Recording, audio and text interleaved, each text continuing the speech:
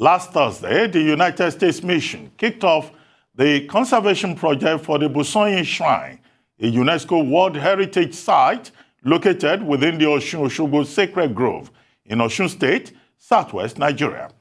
The project was made possible through the U.S. Ambassador's Fund for Cultural Preservation and its implementing partner, CyArk, a California-based nonprofit leading the 3D documentation of the site.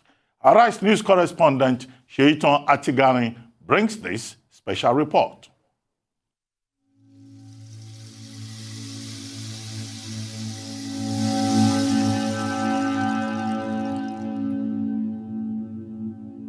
A collective effort to preserve our heritage is a vital link to our cultural, aesthetic, inspirational, and economic legacies. All the things that make us who we are and remind us of where we've been.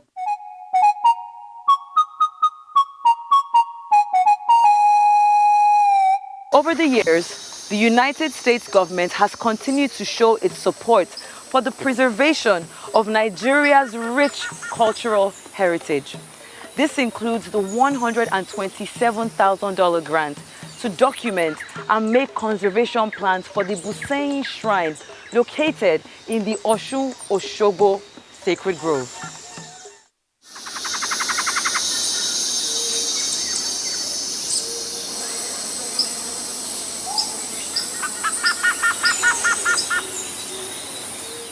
The flag off of the digital documentation of Busanyin, one of the important monuments under the custodian of National Commission for Museum and Monuments. We were very happy, very grateful to the US government and the CyArk organization, and at the same time saying thank you to AOT and the new Sacred Art Movement of Osogbo, founded by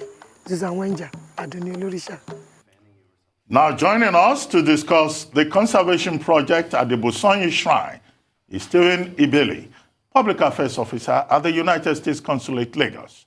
Welcome to the show, Mr. Ibelli, and good morning. Thank you very much. How was the day? Yes, thank you for joining us. Well, very quickly, could you tell us about this U.S. Ambassador's Fund for Cultural Preservation? Sure. And this Osun Osogbo Shrine. Yeah, of course. Well, this is a worldwide program, and I think it's surprising to some people because the relationship that we have with Nigeria is very varied. It's a development relationship, it's a security relationship, but it also is a cultural relationship. The Ambassador's Fund for Cultural Preservation was actually started by Congress in 2001, and this is a way for the United States to show respect, to show appreciation for the cultural artifacts throughout the world. And so this particular shrine this project came through this Ambassador's Fund for Cultural Preservation. And really this grantee, this California-based grantee called CyArk, is doing a 3D representation of this shrine because unfortunately it has been repeatedly destroyed by flooding. And so they want to restore it. But how do you restore something when you don't have a map? How do you find a location when you don't have directions? And so this 3D map will help the restoration project. And also it's training the next generation of people in the Osun Osogbo Grove to carry on the work that the last generation did. And so it's not only the preservation, but it's transferring this knowledge to the new generation so that preservation can go forward. Well, how do members of the public who see this kind of report and are interested, how do they apply for the Ambassador's Fund for Cultural Preservation? That's a great question. So our applications are currently open right now, and so they close on December 5th. All the information you need is on our website. It's ng.usembassy.gov. That's our main website. And then you go to the Education and Culture section there, and you will find a whole list of information about how you can apply, what's allowed, what's not allowed for the grants. The ceiling, as we say in American English, or the minimum is $10,000. It can go all the way up to $500,000. So the floor and the ceiling, $10,000 to $500,000. We welcome partners. You know, what we see is the very successful projects often have multiple partners. So we had the Osogbo Grove. We also had CyArk, for example. We have William and Mary College doing another huge project in Epe, the Ajebo Kingdom. That is a $400,000 project to map out exactly the canals that were built in the 12th century around the kingdom. So it's really, really exciting, and we're very, very proud of these projects. So what are the other projects? You've talked about Ekpe, you've talked about the Osun Osogbo Grove. What are the other projects you're doing this 3D imaging for? How much time do you have? I could go on and on, but we have the Ecom Rock Project, which is Ecom rock art from Cross River State and Jigawa State. And we hope to, you know, COVID kind of put a damper, of course, on exhibitions and so on. So we're ramping up now to exhibit this rock art in Calabar and also at the National Museum in Lagos. We also did a project with IFA in the oral traditions in IFA with the IFA Heritage Institute. We have worked with the Museums of National Unity in Enugu and also in Ibadan for different things, storage, for example. How in Ibadan they had a lot of pottery, beautiful pottery, but it was all on the floor. And so we funded these sort of big wooden cabinets. It's kind of almost out of like a movie, an archaeological movie, where you have these this pottery in these storage. So it's very varied, and that's what we love as well. It's north and south. We've done renovations in the Kano city walls, for example. So we really welcome all of those applications.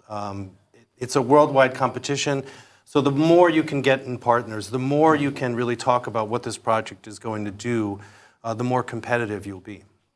Okay, Steve, what's in this for the U.S. mission? I don't want to think that this is all about altruism.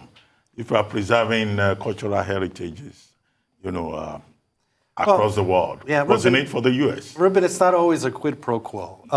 You know, I think, as I said, Congress instituted this law in 2001, and so we want to work with Nigeria, with all of our partners, all over the world. This is happening in every country, all over the world. And it's managed out of the Department of State. And so it's a way to show respect.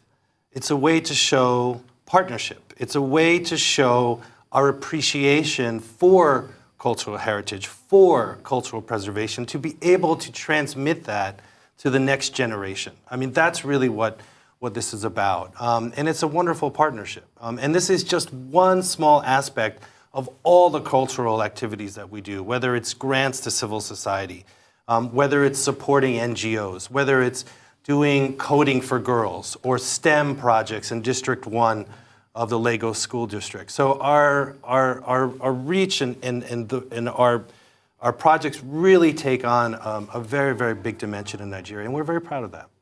Well, this is an interesting conversation to be having around the time when a Benin bronze was returned from the UK, for example, and there's this huge conversation about, you know, returning looted goods, essentially from the colonial era. And what you are doing with this cultural preservation is showing that that argument that Nigeria, well, for example, out of many countries, are not suitable hosts for their own art because we do not know how to take care of our own art. What you are showing is that we actually can. What's your comment on that? What's your view on that? I absolutely agree. I mean, we always work with local partners. Anything we do in the cultural space, again, whether that's grants or working with NGOs, the reason why these projects work so well is because of these strong partnerships. You cannot do these things alone.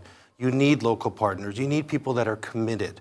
And we always find people like this in Nigeria. There is no shortage of commitment. There is no shortage of passion. There is no shortage of this very, very almost kindred and holy type of approach to preserving cultural heritage. Because to know where you're going, you have to know where you have been. And so that is really, really important. And so it really is about the partnerships. And we're just happy to be a very small part of that. So I'm looking at the partnerships, and I'm looking at art form, and I'm looking at fashion. Here at the Arise Group, we're big on fashion. Big time, I know. We've got the Arise Fashion Week, which is coming up, you know, in December. In Dubai. In Dubai, and it's always the home for fashion and arts and everything. Sure. I mean, is the American consulate looking at the possibility of, of a partnership someday in the future? Something not out of the range you asked for? No, absolutely, Rufai. And we work in the fashion space, right? I mean, Lagos is the center of all of this. It's a center of gravity for art and music and fashion. And so this year we did actually something very unique with the State Department. We had a virtual exchange program with 30 fashion designers. And so they had exchanges with their counterparts, manufacturers in the United States, designers in the United States, and they shared ideas and they collaborated. And so now a lot of these fashion designers are connected to the United States, and they understand more about how they can export to the United States, how they can sell in the United States. And so we're really looking forward to that. And it's a win-win for both countries. It's a win-win economically for both countries if Nigerian fashion designers can get better known in the United States. It's a huge market, and it's a very untapped market for Nigerian fashion designers. Well, I like the points you made about respect for culture, about partnership. But are there specific challenges that you face? Because, I know it's not very easy. On your part, you may be well-intentioned, but on the other part, the other partner may have issues. What have you observed?